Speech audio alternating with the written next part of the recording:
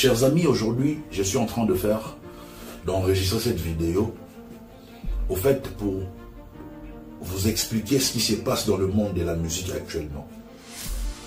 Aujourd'hui, les rivales de Ferré V est dans l'objectif, ou bien dans l'optique d'humilier Wenge, c'est-à-dire le grand Wenge et tous les autres Wenge ou les Salama après dislocation grand Wenge.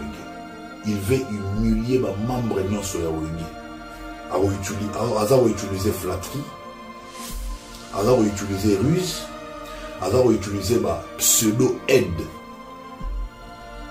Tout ça non seulement pour le mater, les humilier, et deuxième objectif, il veut isoler Ferré des siens. Des siens, quand je dis des siens, c'est-à-dire de la famille Wenge. Souci, ça a toujours été ainsi, d'isoler Ferré. Il a longtemps utilisé Sankara pour faire en sorte que Ferré et les vieux Werason basala en bonne relation. Il a longtemps utilisé Sankara. Longtemps alors. Lorsqu'il Sankara insultait encore Ferré avec énergie, c'était parce qu'il était payé là-bas pour faire ses sales boulots. C'est vrai. Parce qu'on a parlé de ça avec le docteur Pichou Mouzou que j'ai salé. Longtemps parlé de ça. Je me rappelle que le jour où on a appelé ça la docteur Pichou Mouzou, raison jour à l'Obana, on a Sankara, ça l'a autre chose. Parce que Werason avait tapé du poing sur la table pour l'Obana. Si tu le fais pour me défendre, je suis d'accord. Mais si tu le fais pour ton intérêt, parce que je ne veux plus t'entendre dire des bêtises ou bien parler en mal de Ferré. On peut tout dire. Ferré a été longtemps un pilier majeur dans la construction de la musique à maison.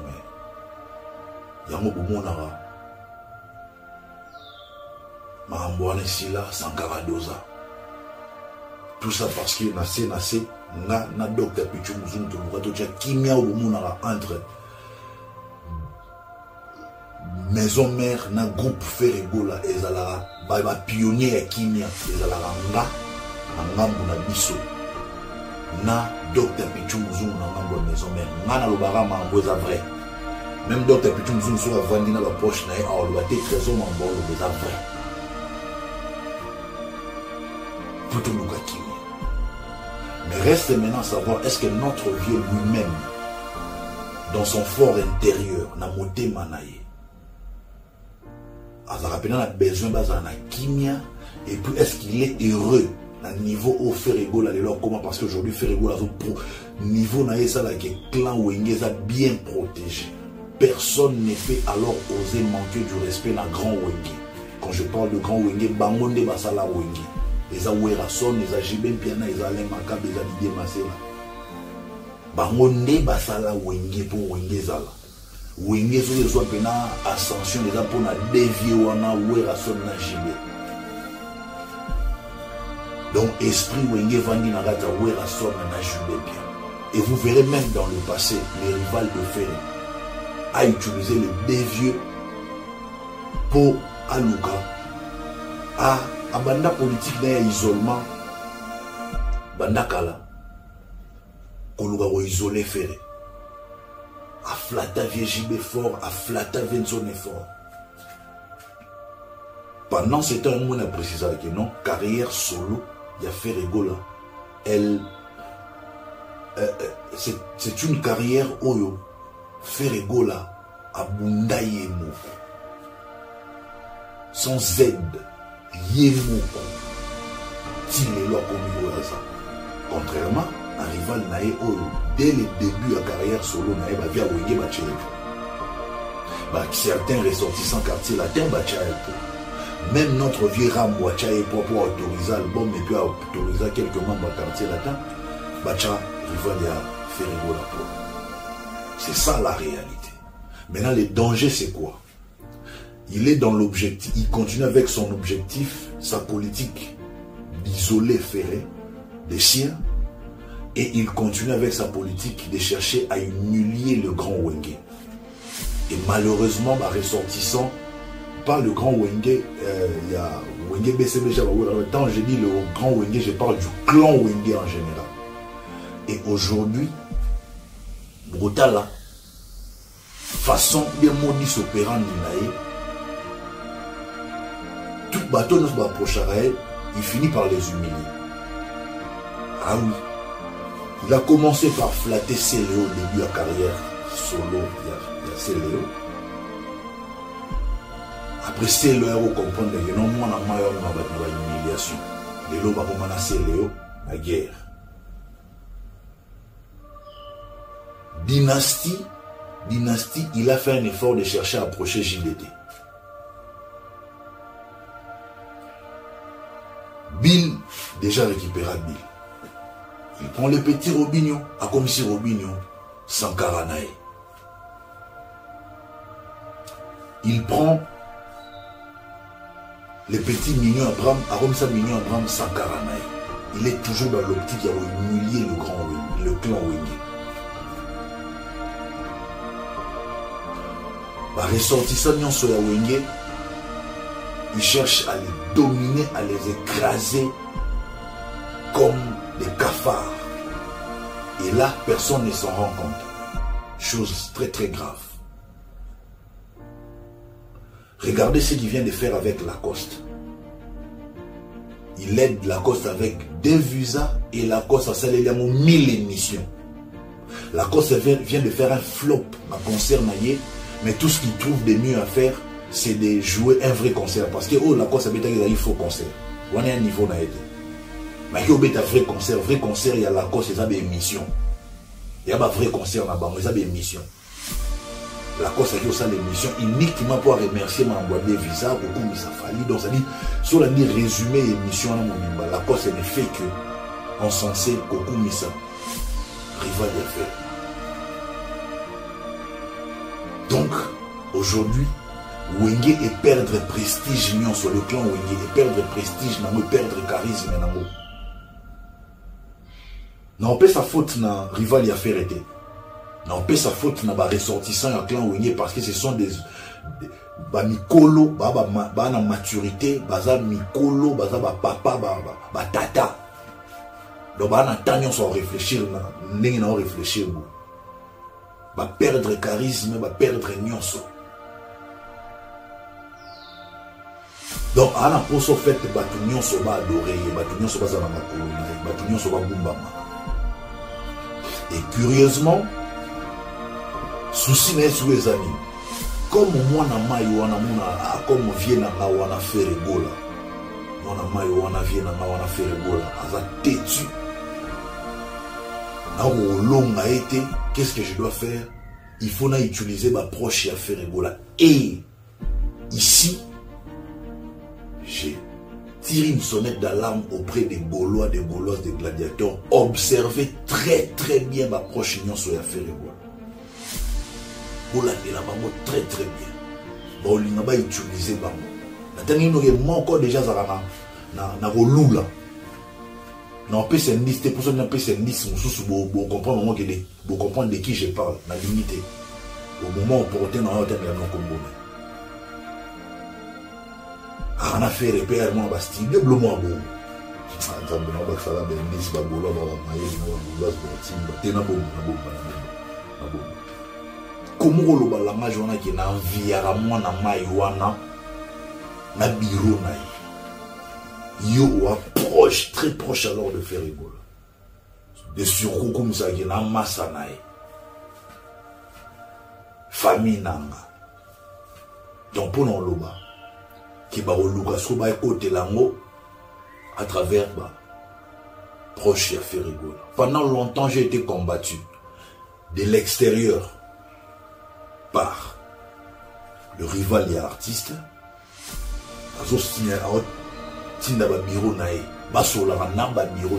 Pour m'affaiblir de l'intérieur.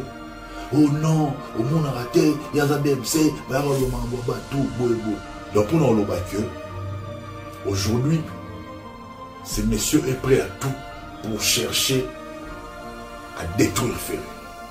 Et qu'est-ce qu'il fait? Il utilise la propre famille de faire. Parce que moi, le clan Wenge n'a pas de loi famille.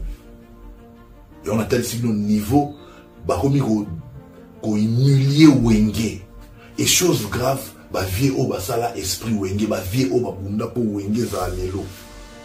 Jibem pianana wera son était sur bamona rango, sur bamona rango, t'es sur ba vie, bah, comprendre, tout va comprendre. Vie et logo bosala, binom bobunda pour Wenge za la boy. Binom bobimisi, bosali ke clan Wenge za la. Tala lelo nde bona ba musicien, ba artiste musicien ba bima.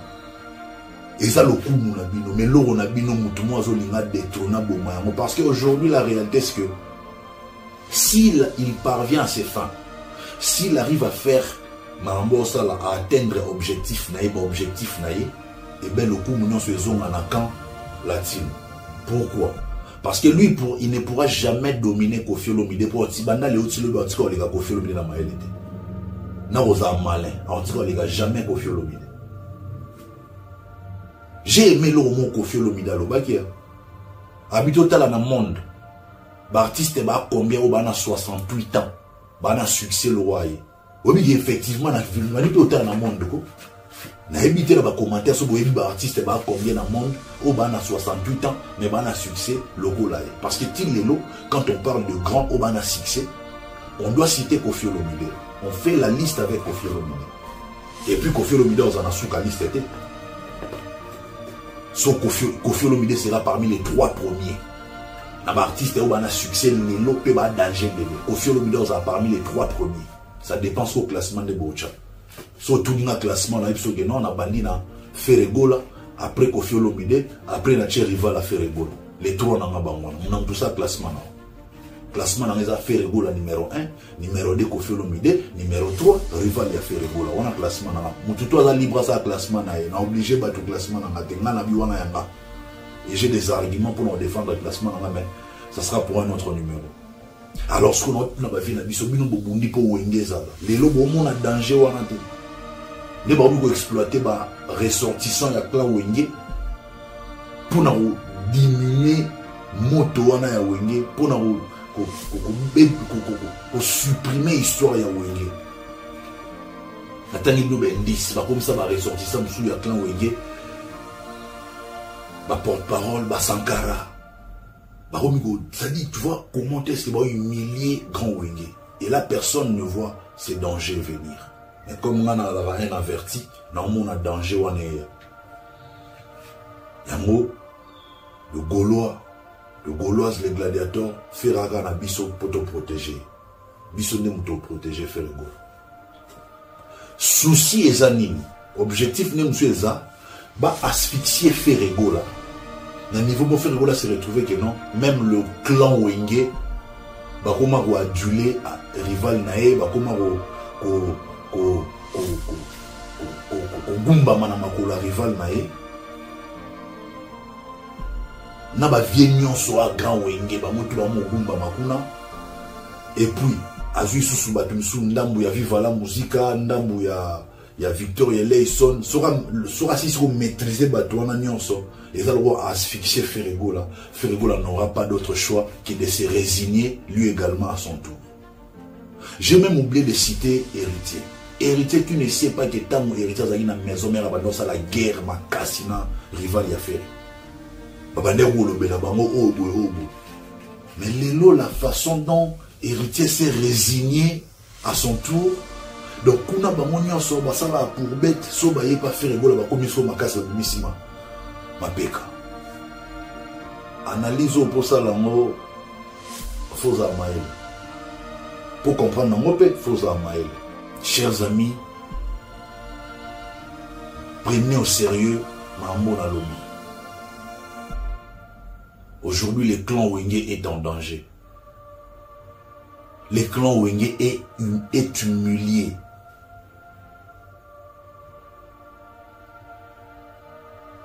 Donc, si vous savez l'oroté, ils n'ont pas si peu mal. Donc, aujourd'hui, naïra gola moussa clan Wenge pour nous envoyer. Bota la danger de Venezuela. Parce qu'aujourd'hui, on risque d'effacer même l'histoire de nos vieux à Wenge. tout ce qu'a accompli JB Piana, tout ce qu'a accompli Werason, bah aussi m'a effacé à moi. Il y a mon moni et ça l'a passé dans mon thème, comment vient na biso Werason sale kaka faire au beta via qui au visiteur au maïbi au beta. J'aimerais pour na retrouver pendant Weraon na ebi le roi de la forêt de l'Infinda vient na biso Kolo Esprit grand prêtre vient jour pe rivalia petit na yo faire au concert vient qui au visiter salle na yo. Wana na retrouver pendant vient na ngai de l'Infinda na biti via mon esprit. Ezala ratera ngambu ya faire ebola nde bocha énergie makasi. Bocha mo pe na ngambu wana mususu. C'est comme ça qu'on équilibre les débats. C'est comme ça que tu équilibrer les choses, tu équilibrer ma cambo. Ezala ratera ngambu ya faire ebola l'énergie na subaya. Aujourd'hui, clan Wenge est en danger. J'interpelle ici bateau basala Wenge. Jiben Piana, Werason, Mine Bosala Wenge. Au monde en danger. Wenge, c'est une histoire. Wenge a une histoire avec notre pays, notre culture. Wenge Kokufate.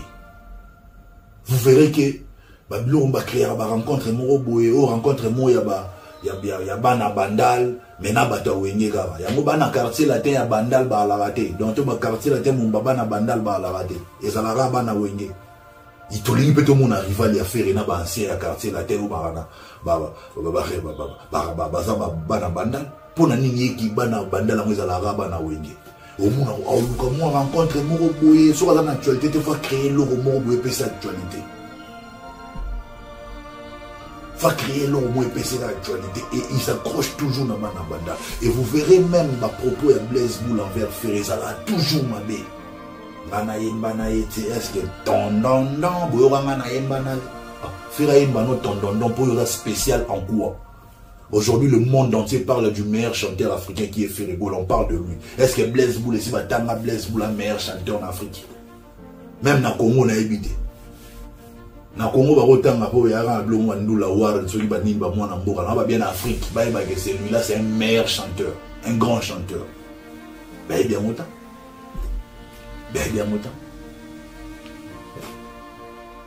Mais au monde va proposer soyez au monde a yé mana faire et pourtant jour il y a concert il y a Pentagone beaucoup comme la même micro na faire donc le monde va me belé on a compris qu'il y a Wenge va utiliser un mot rival y a fait comment va utiliser Wenge za loi instrument naé pour bundisa faire yango pour moni nazara vigilant na mambo faire na pena vigilant penantika la garoza vigilant.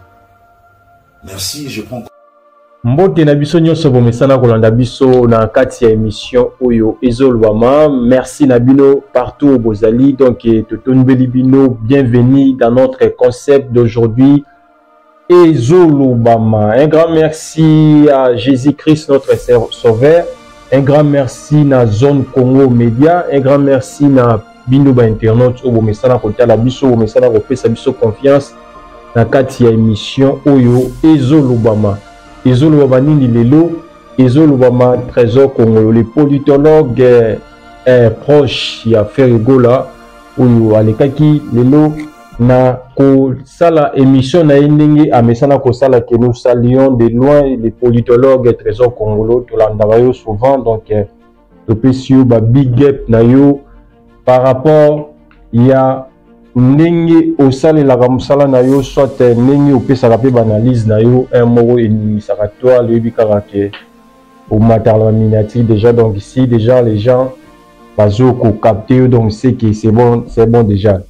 Alors dans ce concept, dans cette analyse et émission lelo tokolinga un peu to analyser un peu ba dire na ye otomona ki un peu zalaki d'une manière en général le nom ambelé na kati wana entre autres la kati ya rivalité aux alliés opposés Ferregola na Fally Ipupa bien qu'il n'a pas cité le nom de Fally Ipupa mais on sait tous qu'il parlait de Fally Ipupa.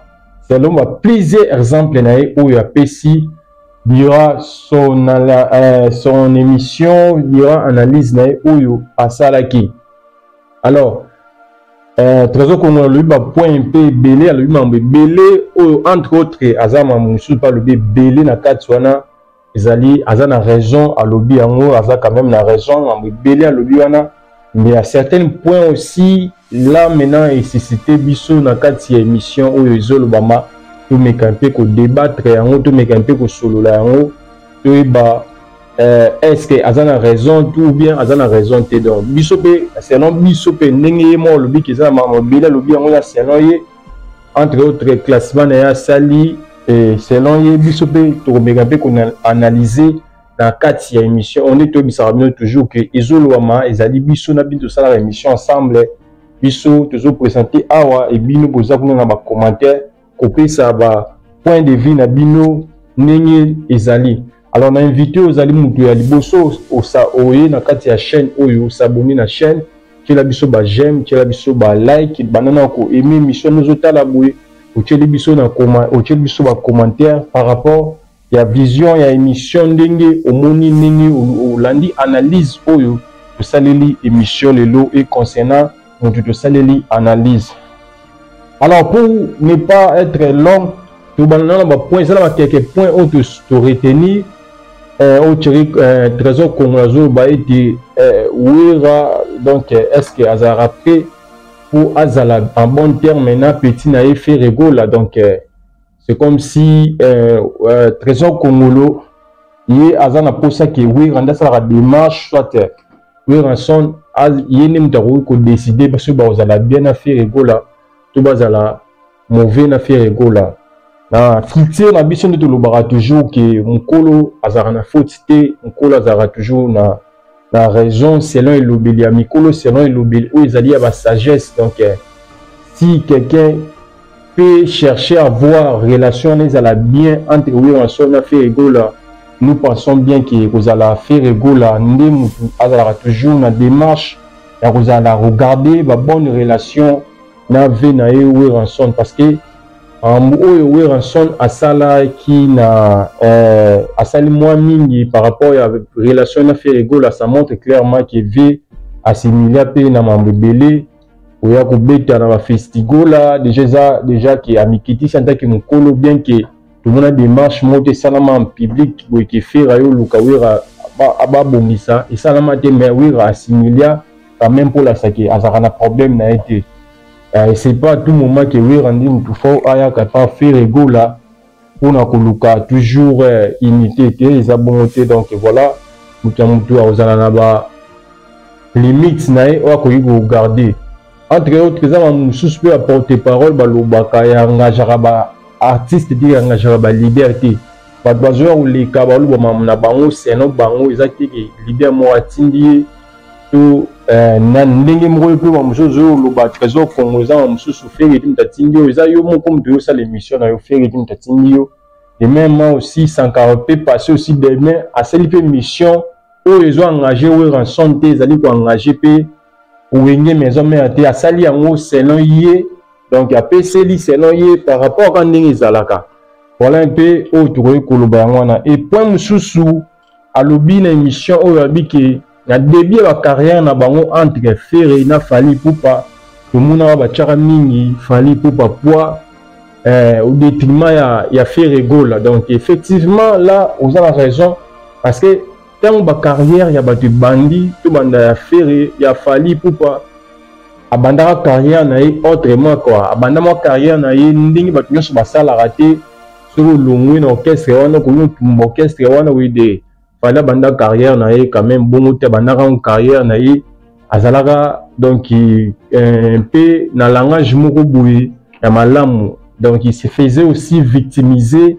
par rapport que moi na mabo que les maba genre moi bon et batte belé pe ba yana concept wana batte belé ba soutenir Fally par rapport à bima à salama makamuzaki autrement ya ngomoni a tchaba stratégie belé approcher qui batu nyonso wana parce que y a aussi dans quartier la terre approché batu nyonso wana ya bata wengi ba veno sa wengi parce que y a besoin y a affection y a pour ça gagner monde gagner public a tchaba stratégie na yo zaki positif pour na ye lelo ibotela produit ibotela mo belé batu belé o lelo ba wanda ko su batu belé donc la majorité ba soutenir Fally au début de carrière na ye ils ont ba fanatique ba mélomane batu nyonso batu belé la majorité ba soutenir par rapport eloko nini yaki ko présenter na début ya carrière na ye Jérôme Mbala na Hollande.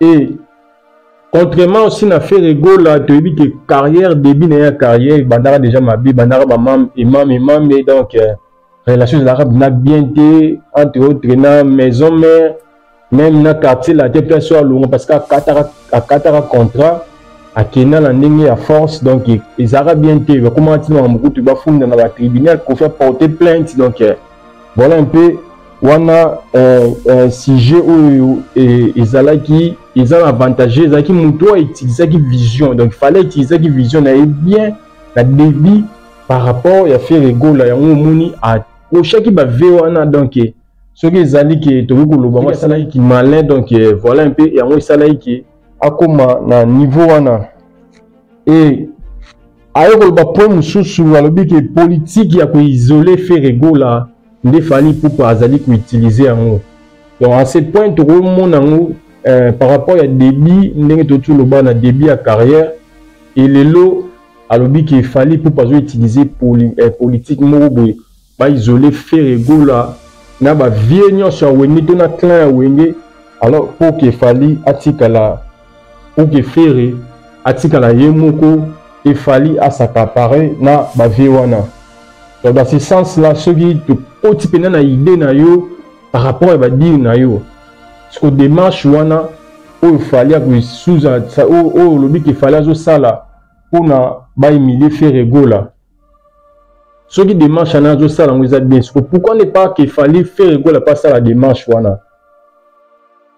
Pourquoi ne pas qu'il Ferrego la paix il se met maintenant à ça la démarche wana ya rosalara toujours bien na venaye ko s'approcher ba venaye ne tout monde qui récemment na matanga ya Seguin aye akutene ba venaye nyonso apesi ba ngombote ko ça toujours na bien à bon terme donc voilà un peu moi je pense que mutu ça la business na ye a loka place ni intérêt na ezali ce qui fallait pour azomona que un susu pour na rozala ko gagner quelque chose mo faut ko approcher ba vie wana ya wenge. Alors, si l'adversaire fait cela, il faut obligé au salaire nous mettre aux la bonne relation, na ba vie wana nyonso il sala bien. Ayo soulager plein point mususu abia ko humilier quand il fallait pour passer dans la politique mo boye. Aye na ngo s'approcher na yo, assister yo, afibio, parfait zola grand prêtre après aye goye bisayo na suka abwa kiso komiso chiffonné atangi par exemple ya ba Robino Mundibo atangi exemple ya ba Seleo atangi exemple ya moi batu oyo bazaki ba proche wenge ke oyo ya utilisaki akomisaki ba neti ba sankara moko boye yaye mais bazali bana wenge et na suka abwa kisa bango donc moi dans ce sens là na ezolo ba tukolo bango moi humilier c'est trop dire quoi pour humilier il fallait dans la politique mais pas le cas humilier mutu je pense que c'est trop dire donc peut-être que bazana à saler la politique moko bouillé ou ils allaient peut-être à saler on est qui malin mais pour ils en habitent que pour na pour humilier mutu donc pour humilier mutu il y a une relation pas na yo après humilier donc je ne pense pas que ça à une relation na yo après le moment. Donc si ça ne marche pas, on se quitte. Donc voilà un peu. Quand tu as battu, oh, baso s'approcher na fali, on peut pas à esprit. On ne pas ça, faut pas à esprit. Tant que déjà tu s'approches, tu as une relation une relation normale, au moins qui respect aux la mutualité, aux la. Parti c'est peut-être un bon à mon avis. Tant que s'approcher, tant beaucoup déjà en relation na yo. Attends le pays à l'élinaut. Toujours exemple, c'est que Robin a comme une fali pour pendant débit. Robin azara dana makambu na ye abima na ndenge na sayi effort na yakomi na makambu alors relation yo botama yena fali pupa mais Robin a mo bossa na ba part na ye ya responsabilité akomi ko bossa na po na ye ya bokonzi na ye po na ye ya orchestre na ye za na orchestre na ye akomi na ye ko kumisa fali pupa akomi na ye ti ko déborder ba limite alors qu'il faut garder relation mo ikoza na relation moko normale e ko sala ki on a un patron orchestre, on a un patron orchestre, on a une bonne relation pour garder toujours une bonne relation. Yo moko je bosse une vision na yo wana, au baluki na yo, au komi na yo, donc mi komi si donc il n'est ici, mba komi si mutu pambo, mi komi si n'est tu sais l'autre côté. Alors mutu na pétant on a que ah Joe déjà un complexe na ngai. ben, à réutiliser comme il peut utiliser. Il dit que déjà qu'il a des jours, mais il a la gloire. Et peut-être qu'il faut garder la relation, moi, ils allaient respectueuse, donc il entre l'un et l'autre. Donc, voilà, donc, pour humilier, il fallait une police pour humilier. Ils ont des manques, usage, bon usage, relation, où il va y avoir des salaires qui sont et souka mabe, il y a des salaires qui il fallait 4 relations parce que yo moko mchaki dans la place na yote yo moko mchaki na place na yote donc novice biongo on donc au beau sani qui ngate na nga leader okomisi fali okomisa fali okomosala fali boy comme ça voilà un peu va retomber dans monde ce que ça va bongo bimi le quoi fali te fallait que humilier te ezaye moko nda bosanaki objectif à bosanaki qui est pas un leader alongo la qu'on a mutu qui est pas un leader amitié na poke. C'est comme si la commune a 140 donc comme il est goya tirer ne fait fongier farim de aga tinda yo tirer fait egola o tirer ba ve ba ya wenge alors fallait à mon qui a dans la haut ndaza donc argent la relation argent na ninité la respect donc voilà il faut regarder ba limite ça n'est il tout monde qui relation ya JDT na fali pour pas beau relation dans un bon terme. Mais tout le monde qui place mon obligé de moi comme lobby la fali comme ça fali ti comme tirer ba monsieur na comme fali tant qu'il y avait à se garder bande naé mais dans la bonne relation fali pas garder bande ni dans la bonne relation jamais dans ce sens là jamais en aucun jour fallait que Luka humilier tu vas utiliser parce que déjà respect zali abi que vous a leader na pena leader le bateau bazoya pas fali ko bangonde mtibaye ba ko se comporter bien malin mingi. Voilà un peu il utilise les gens avec qu'il fallait pour utiliser ba gens ba tu wenge contre Ferrego là on autour le balelo donc pour utiliser contre Ferrego là vraiment voilà on sait pas réellement si vraiment bango basala ba bilo ko consentement na bango to Ferrego na tatinda bango et to plutôt fali pour mtatinda bango et tu bakay ba million Abraham koya ko take ferré ba kanet tout tanga ke ba Robinho koya ko take ferré ba kay zali donc to ebité est-ce que fali mtu azarapena hauteur na mambo na tinda bango ba take to bango ba sala ka sentiment na bango pour ba sepelisa fali pour pas il y a deux choses donc il y a deux catégories wana donc asala on ba consentement na bango moko ou soit fali est-ce que mtatinda bango topé basala kayango po ba trouver beaucoup d'amour auprès de Fally Ipupa on a ba question où il faut que mi tourna ndé mingi donc voilà et tant basala rango so basala on ba consentement na rango a consentement na bango moko et Fally Ipupa lorsqu'il a approuvé rango c'est qu'il y a quelque chose il peut ça la bien mais il était m'tatindi bino ça là on a ba propre consentement na bino mais celui déjà approuvé rango c'est qu'il peut et ça dit bien donc voilà un peu de baloba toujours que les amis de mes amis sont mes amis les ennemis de mes ennemis sont mes ennemis donc voilà un peu les lots point sous j'ai notre trésor qu'on a tout le team la lobby qui wingé et comme il a danger donc a lancé cri d'alarme cri d'alerte qui wingé et comme il a danger donc vraiment dans ce sens-là, on doit éviter. Nous devons réfléchir à eux, mais tant de jours lancer cri à bon, mais tu pèses bien les mots. Pour peser vraiment les mots de notre trésor congolais. Oui, le comme on a danger par rapport à Fally Ipupa. Déjà, tant de jours utiliser d'abord terme, tu te rabaisses déjà. Déjà, donc, selon dit, il y a au moins qu'il Fally Ipupa dans la grandeur mot déjà élevé. Tant que nous avons Fally Ipupa, il y a comparer a commis menace pour le clan Wenge. Alors que bah vieux on a goûté Wenge pour te donner maman bah raisonner à un autre et monsieur so bah on clash dans mon a profil le milieu mais yo au jour le monde profit au jour Fally pour coacher on a dit qu'il fallait comme danger pour na Wenge. Donc c'est-à-dire que au jour on déjà en d'autres termes on dit déjà indirectement qu'il fallait la puissance pour comme un niveau alors comment comme menace pour na Wenge musique clan Wenge mobimba dans ensemble, il fallait recommander une menace à clan Wenge. Il fallait recommander un niveau, on a comment menacer clan Wenge dans quel sens même. Donc là, ils ont un propos morobouillé, ils ont vraiment malam ou mingité, donc ils ont malam ou donc mais tout le bas toujours que musique à Congo, la musique mobo, déjà dès le départ, fait grand calé, luambo, donc il fait taboulé, déjà musique à déjà tant et bandara déjà. Et bandara non déjà tant et bétama, on va conflit à la gâteau, on va conflit les accords à la langue qui est boy, on a obayo kanati, on a obayo kanati. Et ça on a musique, n'a plus un n'engé pe à biso.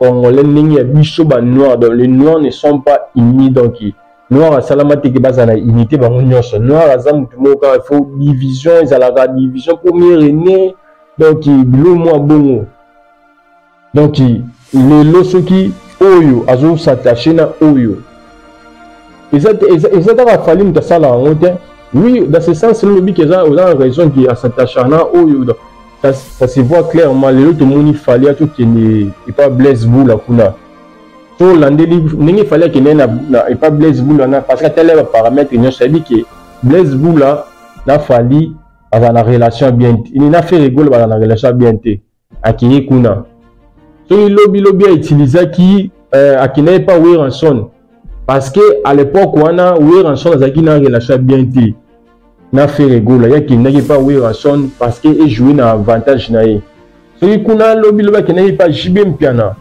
parce que peut-être JB a qui n'a relation bien peut-être le Rochanet n'a confié l'obité à l'époque on a et il y a qui n'a kuna a poursuivre avantage naïe.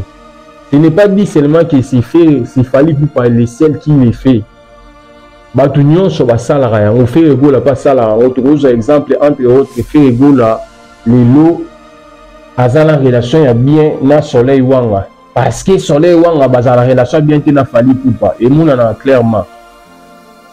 Au monde, baka donc oh relation fait rigoler ça n'a bien na Koffi Olomide parce que Koffi Olomide a la relation peut bien na fallu pour pas au monde ils a caractère qu'il fallait me doit ça les langues même fait rigoler pas ça les langues oh yo tangi yango te donc fait rigoler aussi utilise ça et banda bongo kala la musique na biso ya mboka na biso so moni ona ke kangana o wana seki o wana bazana o mo ba yo kana te ndi ba yo kana te wana ina etindi kile lelo basala bongo lelo fait roga bona bazana relation bien na Jordan Kousa peut-être ayo kana te peut-être na fallu pour pas au monde les musiques la biso qui ndaye qui est bongo donc et qui ndara toujours na ba camp par camp donc ce qui fait go la zo ya pas nani aya pas mobwe aya pas mutana parce que aibi que on va paramètre non mutu est-ce que cela na fait est-ce que pas na fallu bien mon ayi pas mutana et je mon les jeunes de tambola lelo entre autres tout mon exemple ya mamu ya ba kol nature rené awa maman va coller tu réuni parce que tout le monde a remarqué que quand on dit courir les caractères quand on a courir les caractères les lots courir salibo donc les gens n'ont musique la besoin d'engue ba misé na biso ya mboka na biso batamu samara les ara fallait pour passer la route ba misé presque nyonso passer la rango so monia s'attacher na oyo c'est que un adversaire mo wa la contre oyo ndé et ça la bongo donc quand ayo yeba ko utiliser au salela ndenge nini ozoli nosalela makambo mutu nyonso ya musique ya Congo asalela yango donc tomona oyo akeyokana oyo tomona oyo epoka bawenye ku tomona ke par exemple tomona ke Weranson akangami par exemple na Koffi Olomide parce que Koffi Olomide bazaka kokanti na Papa Wemba et JB akangami na Papa Wemba parce que JB Papa Wemba bazaka koyokana te na Koffi Olomide un moment Wera na Kikeste parce que Kikeste anoyokana te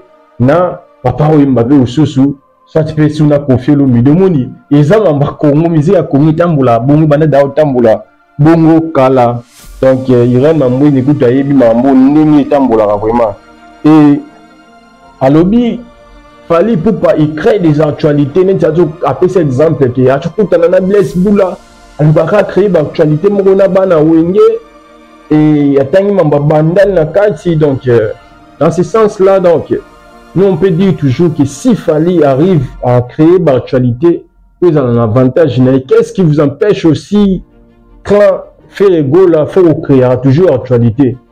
Parce qu'actualité, on doit maintenir jouer, maintenir artiste. L'autre monde a dit, exemple, un dit assez, le seul avec la musique qui est à concert, on a dit raboué, c'est rien. Il y a actualité là, à Timber la personne pour créer actualité, il faut ça l'année d'émission. Dans ça l'émission déjà, il y a une émission à clasher. À rencontrer dans ma miniature, c'est le lobby boy. Donc c'est ça, dans trouver déjà manière de quitter, de place à revendre. Maman concert, vous avez la maman musique, vous avez la moi, ceux qui ont la émission kaka. Quand on joue dans l'émission, tout, ça la bouille, dire que zomi.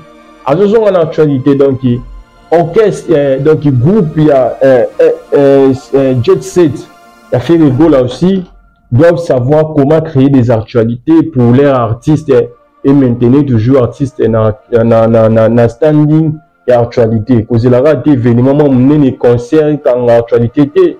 Et des moments comme ça, Vandi Bouye, pour créer actualité, mon Bouye. Pour créer actualité et salir actualité. Créer actualité, créer actualité, donc il faut créer. On peut en faire pour papier, on peut vendre chaque jour, on peut créer actualité. Il y a une actualité, il y a voiture, Lamborghini, il y a une actualité à Kovo. Azo ça ben fort à créer actualité basala toujours na top. L'homme tout le monde visite qui visiter na revisiter Blaise là, ce sont des actualités que j'ai créées. Alors créer on a bit moté que aye peut-être pour donc aye na sima na ngabi que entre na kuta na mutu oyo na kuta na l'un des grands wenge et j'ai créé actualité ba lobelango. Donc faire des goals là doit se mettre à jour quoi par rapport à l'actualité que le cas toujours pour créer actualité aux ala toujours na top et là où l'équipe publicité na mon kilo exaté Coca-Cola aza Coca-Cola ba garda ba guna ye ti lelo azara goût préféré na ngata bo matine no guna ngeza Coca-Cola alonga mitema ba te belé dans le monde mais chaque jour Coca-Cola tchara des millions et des millions on a reçu la publicité na ye on a afin que produit na ye ça toujours en actualité. Bon, vous devez adopter aussi position dans l'actualité. Ailleurs que le bélo comment on a reçu qui s'habille que par rapport il y a critique, il y a Blaise-Boul, mon Blaise-Boul la critique a fait bon à boyer donc fait la meilleur chanteur, il y a une invitation de meilleur chanteur, peut-être que ma chanteur meilleur chanteur dans le on a des choses à régulièrement dans mboka bandu les awards donc là c'est catégoriquement c'est être à côté. Toi qui prétend être un politologue mais biloko eza ya propre mboka na biso ali on est en abiso neti mwana mboka neti bandula award des jours valoriser ba artiste des jours favoriser ba artiste mais ozoboya yango au détriment ya biloko ba étranger. Ça c'est être complexé donc ça c'est être vraiment n'habiter aux politologue mais tu préfères biloko étranger ou d'un étranger les a valorisé au bout à moins que as un meilleur chanteur dans ma bio na bango ba pas na mboka bandule award ah ndeko comment vous en langage joana consommons congolais so déjà moi na mboka ba pandémie yango déjà ba pesi mutu moi na mboka acceptons est-ce que moi na mboka roza na complexe ya elo mo boye ce qui a ba biloko ba to zozo ils ba milo a micro wana hein oh nous c'est à l'étranger ça ok. Comment c'est possible tant qu'ils arrivent à nous soubattre les étrangers pour nous assumer comme étrangers au bien yango ba sombiango on a mona mboka na bandu la wana ndoka balanga janate qui va sombelo les arabes na méritocratie comme d'azu yango moi azui mais contrairement biloko du étranger wana ou étranger wana les biloko mingi ya osomba ya mafia donc valoriser la biloko où ils allaient à biso donc tout beau y a pas polémique où ils allaient comme la biso et sikate donc voilà un peu vous avez belé bolanda biso l'émission passée tout comme na moment na biso ya dédicace honorable François Mboko Kassa Carlos Ayelo Nono Loakaye. Un grand merci na Tandu Sébastien encore et toujours Joumbala Tobo Sanité Jingue Bob champion Patricia Edouard encore et toujours Irène Mamoueni Triple Brassa Junior na Finlande vous allez en Finlande merci Nayo Silva Diangenda ainsi que Douglas Eric et Bride Mabiala et Yannick Mabize bazaki belé banda biso na émission ezolobama. Merci na yo o kopesa biso opportunité ya ko loba ya ko landa biso na émission oyo. Merci encore na ndeko o sous trésor Congo pour na analyse na ye et tukutani na mbala sima na émission oyo ezolobama.